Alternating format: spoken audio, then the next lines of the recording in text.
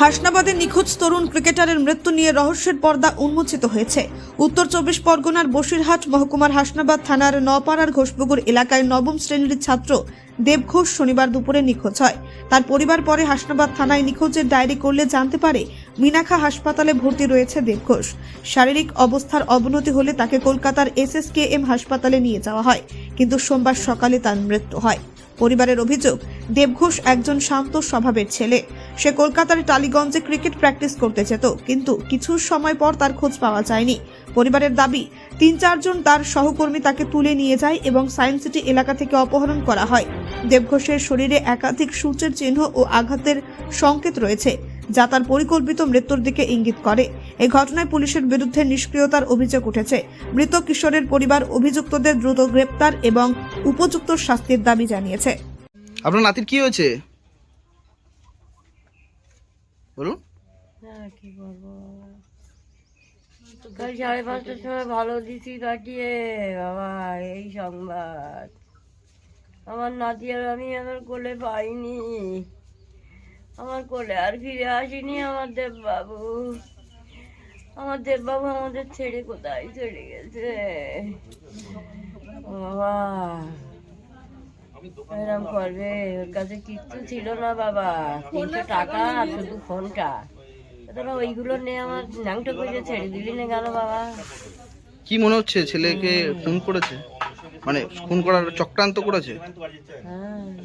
হ্যাঁ তাই তো বলছে।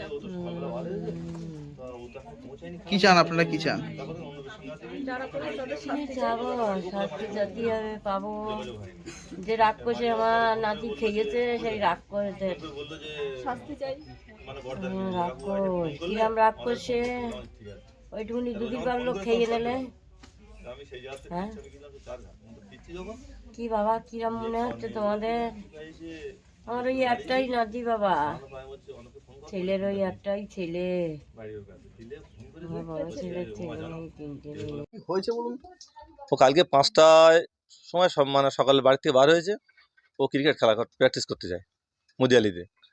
এবার যাওয়ার পরে যখন ওখানে না পৌঁছেছে, আমার বন্ধুর ছেলে আর কি ও, এবারে সব জায়গায় সংবাদ দেখেছে, বাড়িতে সংবাদ দেখেছে, আসেনি। তারপর ওখান থেকে খোঁজ শুরু হয়। থানায়ও গিয়েছিলো, মানে সন্ধ্যের দিকে থানায় বলছে এখনও মানে 24 ঘন্টা না হলে কেস নেওয়া যাবে না। থানায় কেস নেয়নি, না নিলে সেইভাবে আবার বন্ধুরা ওদিকে খোঁজখবর করছে। আমরা আজকে সকালে ওকে, সারা খোঁজখবর রয়েছে, সকালে ওকে মিনেকা থানায়, এই মিনেকা হসপিটালে খোঁজ দিয়ে ওখানে পাওয়া যায়। যার পর খোঁজ নেওয়া হলো, বললো ওনাকে সায়েন্স সিটি কারা ওকে 5 জন ধরে তুলে নিয়ে চলে গিয়েছিলো। এবার ওখানে ও জ্ঞান ফেরার পরে ও মালঞ্চের গাড়িতে এসে মালঞ্চে এসে নামার পরে ওখান থেকে ও সিভিকদের কাছে সকালে পেট যন্ত্রণা হচ্ছে বলে সিভিকরা নিয়ে, যেটা শুনলাম ওটা মানে ওখানে ভর্তি করেছে। কি মনে হচ্ছে, ঠিক কি কারণে এরকম ঘটনা ঘটলো বলে মনে হচ্ছে আপনার? কি কারণে সেটা আমরা কি করে বলবো বলুন না আন্দাজে এখন। কি মনে হচ্ছে? আরে খেলা করতে যাচ্ছিল, রাস্তায় আটকেছে, মানে ওই দিক দিয়ে হতে পারে, একটা ভালো প্রতিভা ছিল খেলার, এরকম কিছু হতে পারে। তাহলে কি এটা কি এই খেলা যেহেতু ভালো ছিল, তাহলে কি ষড়যন্ত্র করে? হ্যাঁ হতেও পারে, না হবার কোনো কারণ নেই। আর আপনি পুলিশের কথা বলছেন, পুলিশের কি অসহযোগিতা করার কথা? অসহযোগিতা বলতে স্যারেরা বলছে এখন কেস নেওয়া যাবে না 24 ঘন্টা না হলে। তখন ওই সময় খোঁজ করলে হয়তো কতটা কি হতো না হতো সেটা বলতে পারবো না। এবং যেহেতু সায়েন্স সিটি যখন ও যেটা বলে গেছে, সায়েন্স সিটি ওখানেই 5 জনকে গাড়ি থেকে নামার সময় ধরেছে। তো সায়েন্স সিটি তো চারিদিকে ক্যামেরা লাগানো আছে, পুলিশ মন করলে ওকে খুঁজে বার করতে পারতো।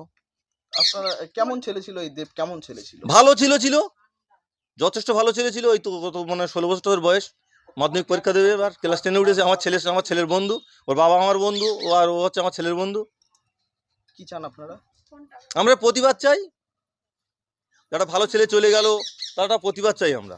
যেন ওই যেন আজকে একটা ভালো ডাক্তার চলে গেল তার কোনো প্রতিবাদ নেই, এই একটা ছেলে চলে যাচ্ছে ক্রিকেট ভালো খেলতে বলে প্রতিবাদ নেই।